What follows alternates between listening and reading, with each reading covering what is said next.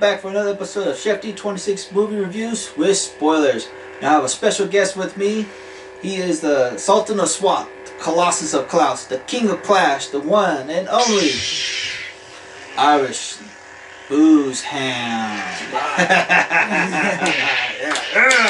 You know, for someone who's dressing like Poe Dameron right now, why are you wielding a lightsaber?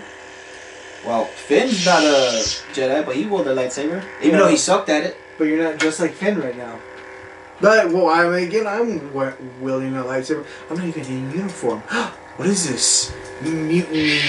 I do apologize. I just got off work. Came straight over here to do this review for you guys. So, come Jumanji, I will be in my proper attire. You're wearing something skin tight, looking like The Rock. Yeah. Wearing a stormtrooper helmet, wielding an E11. Yeah. Now remember, everyone, the first half is the review. The second half is spoilers. We're letting you know right away what this episode is about. So let's continue onward, okay, guys? So now, remember, if it's in the trailer, it's not spoiling it. It's what they intentionally wanted to show us. Now today we will be reviewing Star Wars. That Phantom Menace. The best one there is.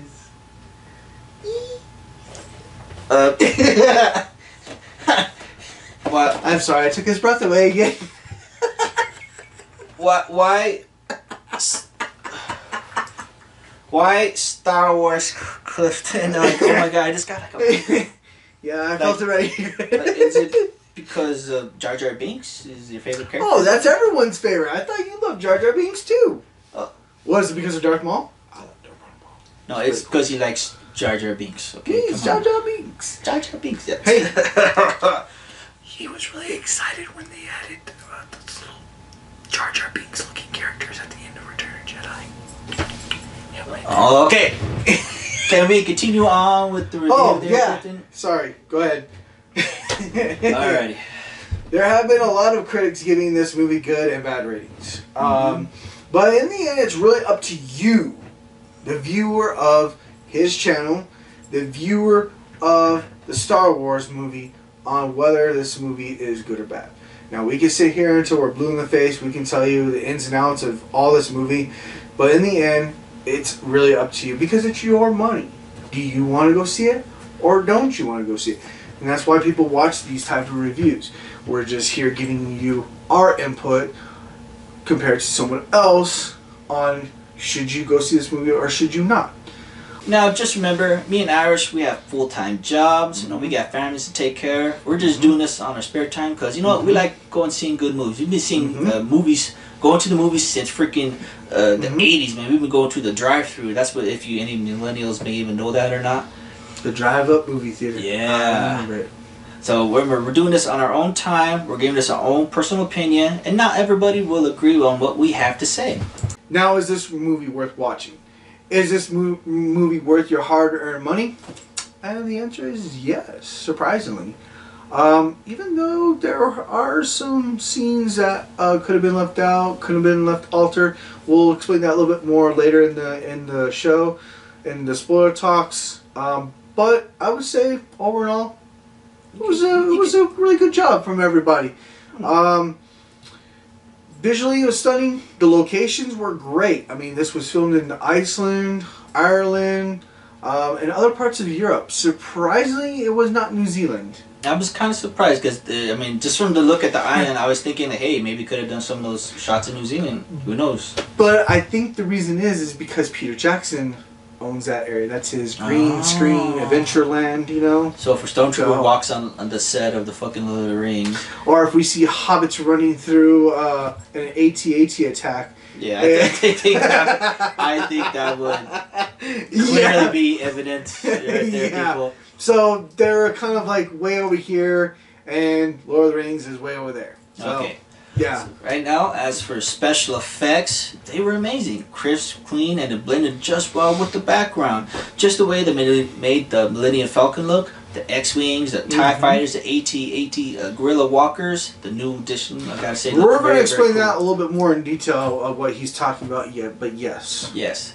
everything, all the space battles, the lab battles that they had, they were off the charts, man. They were visually spectacular to sit back and enjoy, because you sit there and immerse yourself in the Star Wars universe. You're like, oh my god, what's going to happen next? Can not forget about John Williams. Woo! There's nobody better than him. He's been doing freaking this even before I was born. We got Star Wars, Indiana Jones, Jurassic Park, just to name a few of his franchises and some of his works. Yes, man. John Williams, God bless you. Thank you for coming back to do The Force Awakens and The Last Jedi. Mm-hmm. You could tell clearly that this is you. I gotta say, this score, this one is a lot better than The Force Awakens. Mm-hmm. I really gotta say that right now. So right now, when it comes to the cast, everybody from Daisy Ridley, John Boyega, Oscar Isaac, Adam Driver, Mark Hamill, Carrie Fisher, may she rest in peace, and they all were amazing. Great casting choice by everybody to pick up these new characters. Mm-hmm. And when it came to the character development, yeah, there was some good character development in here to help push them along and give us a reason why to care for them even more, instead of being like, whatever, I don't really care for you because you don't really matter in the story. It was really great to see Carrie Fisher one last time. It was, I mean, we know what happened and how she, left this world, but we're not here to judge or, but it really sucks that we're never going to see her in another Star Wars movie. That's terrible.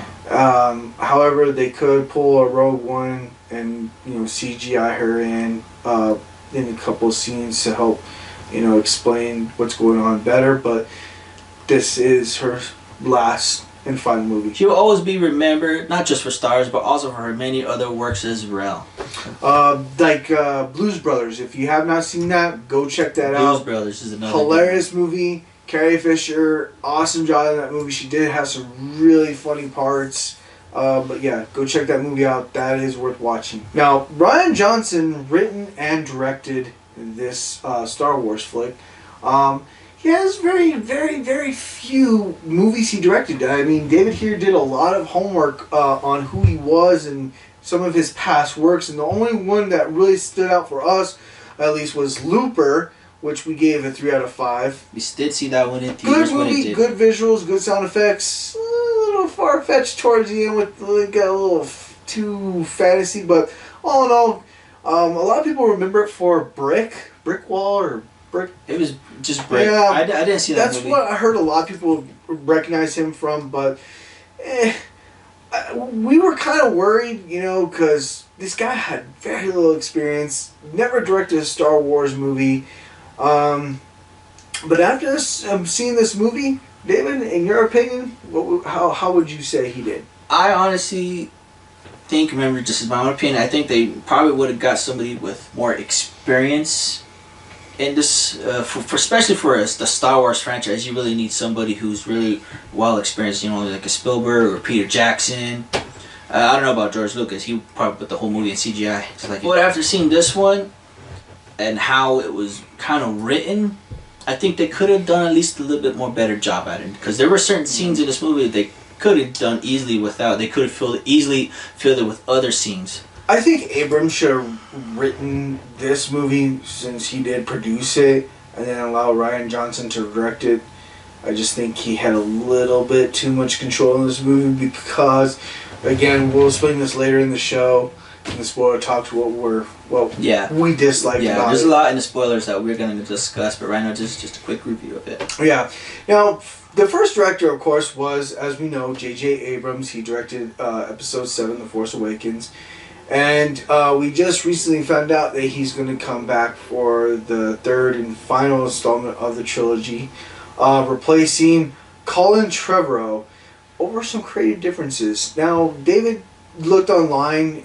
We saw a couple of different reasons, but nothing really was confirmed, so we just left it as creative differences. I mean, from some of the things that I read, they said that he would push his attitude or ego on some people. This is the way we're gonna do it, and you can't say shit to me because I think who was it recommended him? I think Steven Spielberg recommended him. Yeah. And if you say something, I could easily say something to him, and you will lose your job.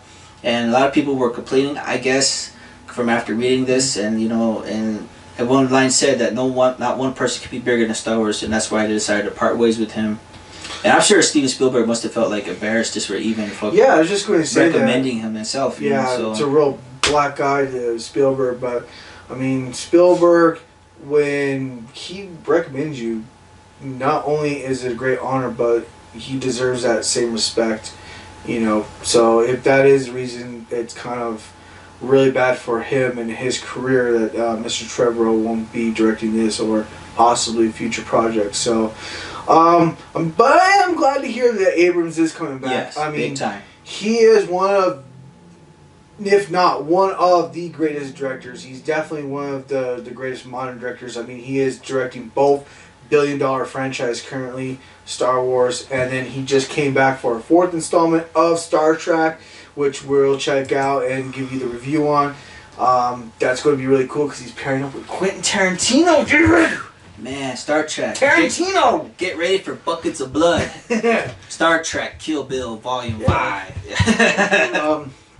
Final rating, I give it 3 out of 5. 3 out of 5. A little harsh there too, huh?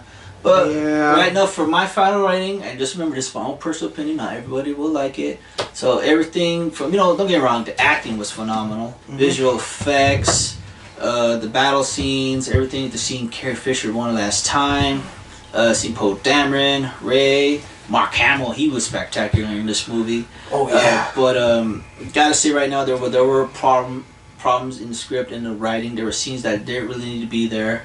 They could easily fill it in with other scenes that we will discuss in spoilers that is coming up here real soon, guys. So right now, I will give this my final rating of 3 lightsabers out of 5. Ooh, sorry, guys. I give it 3 Rays out of 5. 3 Rays. Ooh, 3 Rays. I mean, it's a little harsh for the rating, guys, but right now we're going to discuss this in the spoilers on why we gave it our own personal opinion. 3 green sabers. 1 blue, 1 green, yes, and 1 red, which is over there, but we only have 2 hands. Okay. So right now, let's move on into spoilers, everybody. This is probably why we all came here, is to check this one out. So right now, spoilers. You have been warned. Now, a lot of questions came up at the end of episode 7. Who is Snoke? Who is Rey's parents? Did Luke ever find the Jedi Temple? And if so, what did he find? Does Kylo Ren kill Leia as was hinted in the trailer? We're going to answer all these questions right now. But first, we're going to start off with Poe. Start off with Poe, yes. He, I think, and I agree with you, really stole this movie. Yes. Poe had a much bigger scene in this one than he did the first one, because, not the first one, but The Force Awakens. Because The Force Awakens, he was just there from the beginning and towards the end. This one, he did it from the beginning towards all the way to the end. Yeah, pretty much. And it is really good to show this see him shine. And especially how the way he opened against the Dreadnought. That big old fucking massive battle cruiser. It was almost like a destroyer of the fucking It was fleet. like, picture a Star Destroyer on steroids. I mean, this thing was like black and red, and it had these 2 long cannons underneath it. Something you would see on the Death Star. Yeah. I mean, not the Death Planet, but the Death Star. Death Star. Region. But, yeah, no, and, you know, we see the movie open up to the General blasting on the rebellion, and then Poe coming in, and then he's taking out these little guns, making way for the bombers. What he's doing, he's buying time. Yeah, he's to charge up his engines to create one huge boost to get over to destroy the guns, because they're going to take out the Dreadnought and use the bombers to bomb the hell of it and destroy it all, basically. And they basically lost a lot of manpower, lost all their bombers, and Leia was kind of disappointed in Poe. Like, why didn't he think about this? Like, he didn't think this through all the way. Right, and then that's when we see very interesting part. That's when Kylo Ren comes in. Kylo Ren comes in with his little TIE. Well, it's actually not a TIE fighter. It's more like a TIE Interceptor on steroids as well. And basically like a personal shuttle, like Vader had his own personal interceptor, and he was pretty much blasting all the Like we see in the trailers. Like yes, like we saw in the trailers. All the other ships beside it, and he goes in there, blows up the hangar. He blows up all the blows up Poe Dameron's X-wing, which I was like, oh man, Poe can't do shit now. Yeah. And then after that, he goes and he zooms in over the bridge where Leia's at. Then that's when they have the camera go back and forth between their faces. You see him going, oh no, my mommy, you know, like that. And he hesitates, and he does it. He does not kill Leia right there. He decides to pull back, and his escorts go in, blow it up, and she gets sucked out of the freaking bridge. And we lose General Akbar.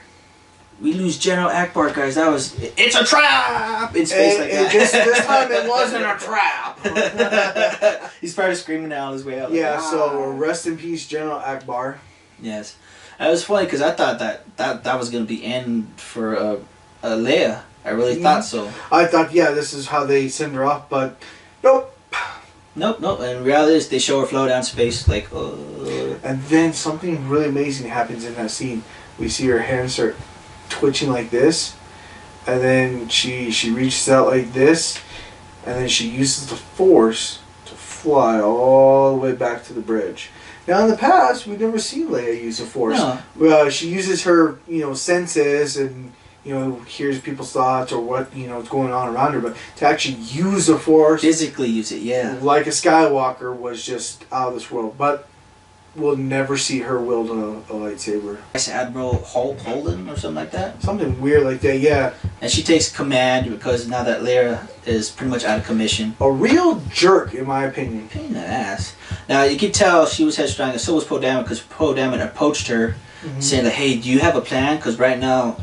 we're being followed by the First Order. We got nowhere to go. Well, what's your plan in helping us get out of here? And she's like, well, when I'll let you know. When I have one, I'll let you know. Basically, he's demanding that she lay her cards out on the table, but yet she's not holding any cards. And Poe knows this and sees this. We learned that when they went into hyperspace... they're being tracked by new technology, which didn't exist yet, but somehow the First Order has it. Emperor Snoke has this big... massive. I mean, it's like probably 10 times the size of a Star Destroyer. A Super Star Destroyer or something like that. Yeah, it's just like this triangle thing that looks like it's a ripoff from Guardians of the Galaxy 1. In order for them to save the rebels, they had to evacuate in ships. Yeah. And which was smart, but unfortunately they weren't counting on this guy named DJ, who was played by Benicio del Toro, which I didn't think they really need him in the movie at all. Him or the character Rose. There's this one scene in particular, after all this we just explained, they cut to something else, which I didn't think they really need at all. Finn's trying to, desert his post. He's trying to escape. He wants to go find Ren. Yeah, he basically, since the moment he woke up, he just wants to get to wherever Rey. And this annoying character by the name of Rose stumbles upon him, questions what he's doing, discovers that he's jumping ship, stuns him, and then in the process of talking, they start finishing each other's words in a very cheesy, very boring way. I just thought this movie came to a screeching halt at this part. Yeah, that's the reason why they wanted to sneak on the main super huge Snoke main ship, so they could disable that tracker, so they can get out of there right away, no problem. But they needed a decoder. And then this is where they go talk to Poe, and then this is where Butthole Eyes comes in. Mascanada Eyes. That the little tiny alien chick with those things like that. Butthole Eyes. Oh my god, I just realized this. Screen Junkies. Yeah, it was from Screen Junkies. I recommend you check that out if you ever watch the little trailer. She says that if you want to get in there, this is special, rare tech, but you need this one certain guy to help you get through it. And he has a flower on his lapel. I mean, she pretty much holographs at what to look for. Yes. And then this is where David was talking about the part of the movie that didn't need to be in the movie, and that's the casino scene. Yeah, the casino scene is where they show all these weird-looking animals with huge ears that they show in the trailer. And, very wealthy people. Is basically these people were making money off of arms dealing, selling for both sides. Rebellion and Empire. Yes. Rose and DJ didn't really need to be in that. They really need that whole sequence because there's this part, towards the end where they're running on fumes. They all decided to evacuate and decided to go cloak. But the reason why they were discovered because DJ ratted him out because they blurted it out right in front of him. Now, if they had done that in the first place, they could have just easily sent all their ships down to that planet, War Fortress. They could have hide out a few days, and they could, the First Order could have discovered that they're not there. They're probably somewhere. They're probably on that planet, but days could have passed by, and on those days they could have like showed like Rey being trained by Luke or Snoke training Kylo, but they don't. No, they don't show any of that. They don't. It was just a useless character at this point. Something they could have done if they were just used a little common sense. But and then that's when we see another useless character, Captain Phasma, comes back. Yeah, and guess what? She's only there for like another few minutes, which I thought it was very disappointing to use someone like this. I mean, they didn't explain why or how she got out of the trash compactor off the huge death planet. No, they didn't even show one scene, no explanation, nothing. It was just like she was there the whole entire time, and bam. Phasma falls down again to a big old flame of pit. And then, does she survive in this one? I don't know. I mean, who knows? But it was just another waste of another character. They just showed like right away, 5 minutes worth. Basically, what you saw in the trailer between Finn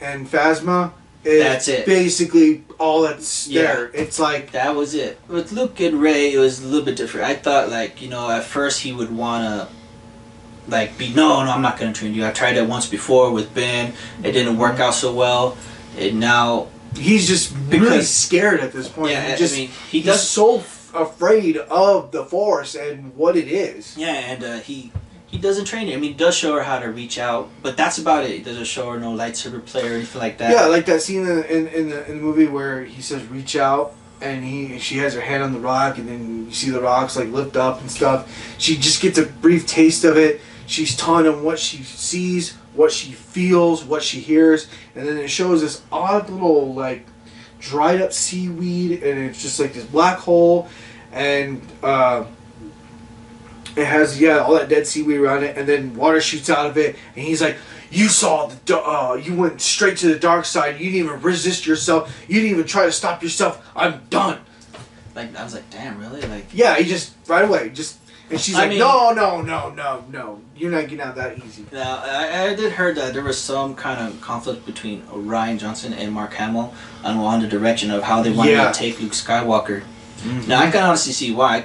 I wanted to see... this scene really, really shows the conflict between Mr. Hamill. I mean, it was great to see Luke Skywalker again being portrayed by Mark Hamill and doing what he does best. Because it was interesting what he was doing on the island. He was basically like a hermit on the island. Basically what Yoda was in Empire Strikes Back. Pretty much. Yoda takes all the blame for everything that happened with Anakin, all the deaths of all the Jedi, all those kids that got slaughtered by Anakin, and he just couldn't bear it. He goes into exile. Luke kind of does the same thing. He takes full responsibility for what happened with Ben Solo, how Leia trusted her son, Han trusted his son with him, and then he just gets warped-minded. We'll explain that here in a second. And then he just exiled himself on this distant planet in the middle of nowhere. And this is why I give this movie 3 out of 5. Because in The Force Awakens, the whole movie was about getting to Luke Skywalker. It was getting that one piece of puzzle. To the point in this movie, Luke is just being a complete friggity cat and a complete dick to Rey. And all Rey wants to know is who her parents are and where does she fit in all this. And she wants to be trained by Luke Skywalker because she has this new force that's been awakening her.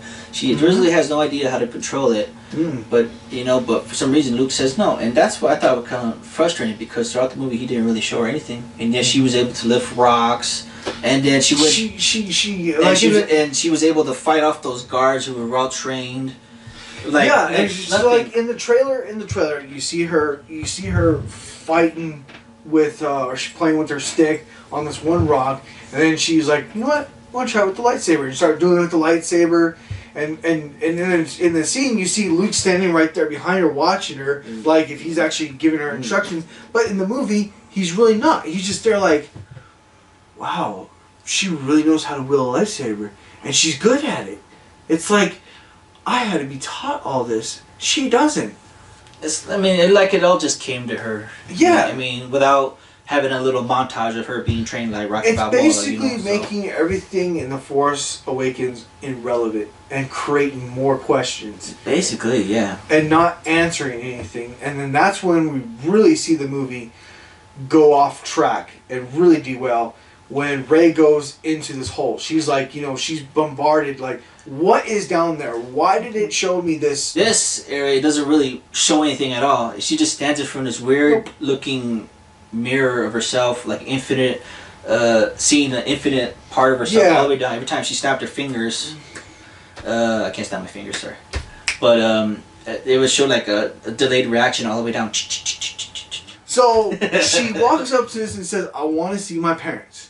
And then you see these two ghostly shadows like start and come towards, like we're gonna finally get that question that we've all been waiting for. I'm sitting there in my seat. All of a sudden, they just start doing this, intertwining, and then it's all foggy and it starts clearing up, only to reveal Rey's face. It's like, really? You couldn't pick somebody? You couldn't pick like Obi-Wan? You couldn't pick Palpatine? Mace Windu, OG, whatever his name is. No, that kills the lore behind Rey. Like, it does. It really hurts your character. Like, let's start with Snoke real quick. Since the movie came out, there have been a bunch of theories on Snoke's true identity. Some say it was Mace Windu, Luke Skywalker, Anakin Skywalker, Darth Plagueis, Emperor Palpatine's master before he supposedly had killed him. But after seeing this movie, they never answered any of those questions. No, because why this is all taking place too, Rey is telepathically connected to Ben Solo. And we start to see them, like, they're, he's over here, like, in the beginning of at the trailer, when we first saw the trailer. Like you see Ben Solo like this, standing up against the glass, looking at all the things being assembled and whatnot. That scene is actually what he's talking to Rey. They can't see each other, but they can see each other in their minds. And it was revealed that Snoke connected their minds in order to get Rey to his ship and complete Solo's training. But he's going to explain that here right now. Yeah, and because in The Force Awakens, he said, bring Kylo to me so we can complete his training. I think that, like I said earlier, they're going to do like a montage. But they don't do that. No. In order to complete his training was to kill Rey. Basically, Snoke, and then at the beginning of the movie, not at the beginning, but a little bit after the beginning, we see Snoke really cutting down Kylo. He's cutting him down, he's bashing him. We see him use electricity a little bit, like Palpatine, and then that's when, he smashes his helmet. He doesn't want to use, Snoke makes him not wear the helmet no more. He's tired of it. He says, "You're not your grandfather. You're nothing like Vader will ever be." Pretty much just hitting him right here, not even training him, not completing his training. Getting kicked in the nuts, basically. Yeah, he's just... And taking it. Mm-hmm. And just not doing anything about it, because he knows he can't He's just building up his anger more. Rey decides to go and confront Ben and try to convert him to the light side. And she decides to surrender herself, goes on Snoke's ship. Yeah. And they're there in the freaking throne room. Mm-hmm. And that's when, Snoke is all torching and doing all this. Yeah, you see Rey in the commercial. There was a theory out there. There was a screenshot of the throne room to show Snoke sitting in his chair, and you see his guards around, and you see this little tiny machine. Some people were saying, like, this is what's keeping him alive, this is regenerating him, this is what's using the Force. No, it happened to be a freaking magnifying glass to check out the battlefield. This whole entire time is just a magnifying glass. Are you serious? I was just like, what, really? That's all it is? Basically, he turns it on and makes Rey walk up to it, only to show the rebellion fleet being bombarded and annihilated by his ship that they're on, and all the other destroyers that are escorting the ship. It was just a completely useless. It's just like, oh my god, you got to be kidding me at this point. They kill off Snoke. No explanation, no origin story, nothing to answer our questions like who was he, where did he come from, where did he get the technology, where did, was he ever a Jedi, was he ever this person, nothing. They just, bam. He gets cut in half by Kylo. Snoke has Rey's lightsaber right next to him. Yeah. And he's using the Force on her to be stuck like this on the ground, and he's telling Kylo to kill her and complete your training. Mm-hmm. But while he's doing this with his lightsaber, he turns the lightsaber inward towards Snoke like this, and it activates it. Basically, he gets cut in half. At first, we all thought, oh, maybe this is a hologram, and then that's when you see the part slide and then fall down. And it's like the writer couldn't come up with any creative ideas on this character or give it any development. Now, I have to say right now, what a waste for a potentially good villain. It was. For all the hype and theories that were out there for this and how it ends, like, for reals, this is how they do it? It's like, for reals, it's like Disney put a lot of hype into this to sell, merchandise, but to kill him off like this is just, no. What they could have done is save him later for, like, the in-between episodes 8 and 9.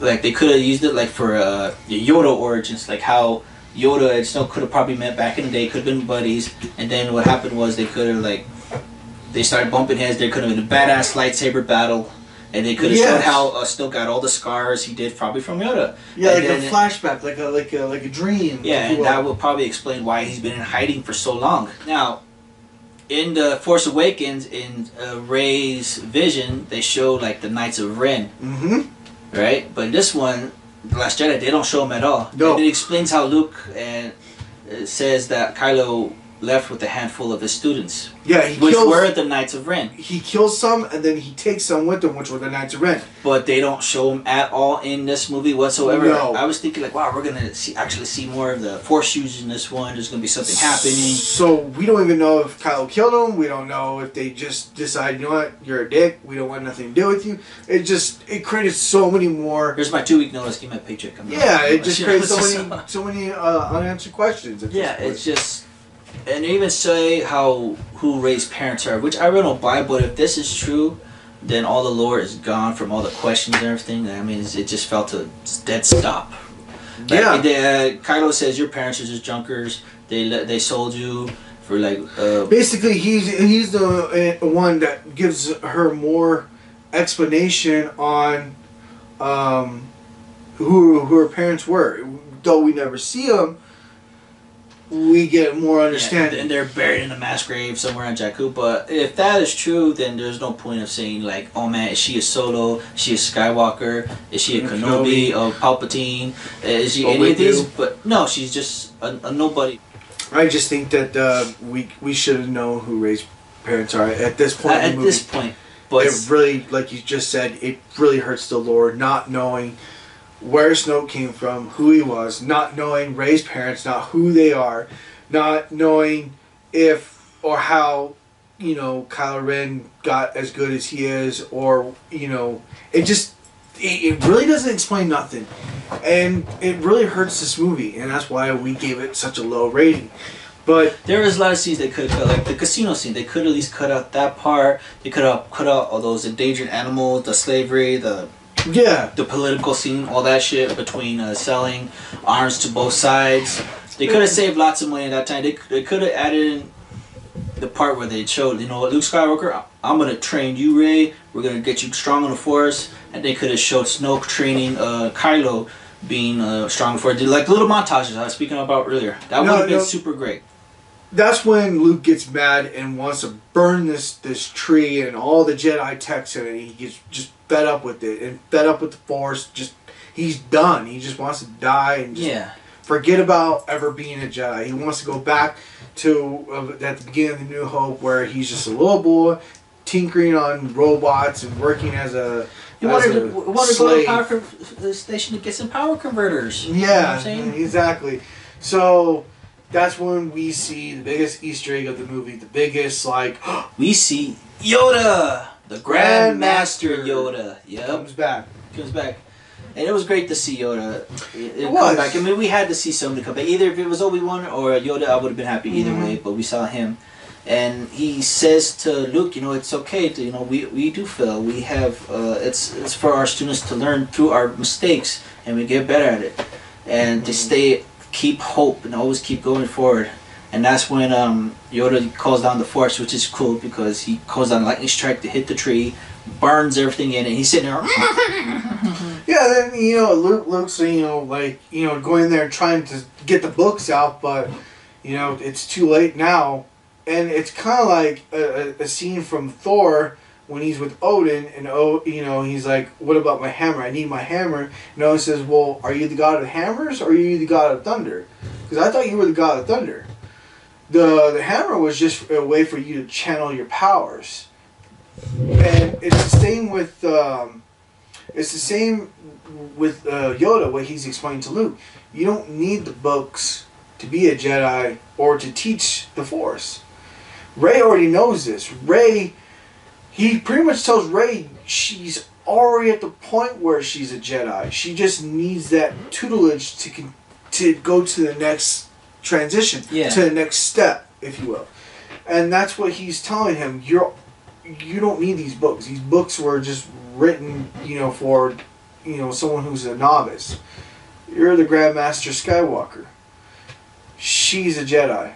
She's at this point. She's already an Anakin Skywalker when he was a horny little brat. Yeah, pretty much. And this is after Snoke's death, and then Kylo decides, I am the supreme leader. Yeah, he's like, it's me. And General's like, what happened with this? And he's like, Rey killed her. Oh, yeah. Yeah, he's blaming Rey. He's saying that the rebels went to this planet, which we think that they should have done in the first place. But, yeah, well, they're stupid writing. The director, it's somebody who's inexperienced. So they go to this planet. Like it's this old abandoned rebellion base with this big blast door, and they're hiding in it, and the whole entire these AT guerrillas. Go ahead. AT guerrillas, which instead of old school, they're on their palm, they're on their fucking their hands like that, their knuckles. Yeah, and they have these very cool. They have these like shields right here, so the Y-wings can't do their crap with the rope again because it would cut it if they tried doing that. There's one scene in particular which I thought they didn't really need at all. I mean, it looked cool, but really they didn't have no effect whatsoever. They were driving these little small planes. They were skimming across the little salt. Yeah, it was we all thought it was like a desert, and then one of the soldiers touched it, and he licks it, and he's like, it's salt. So it's like this old, dried up seabed. Yeah.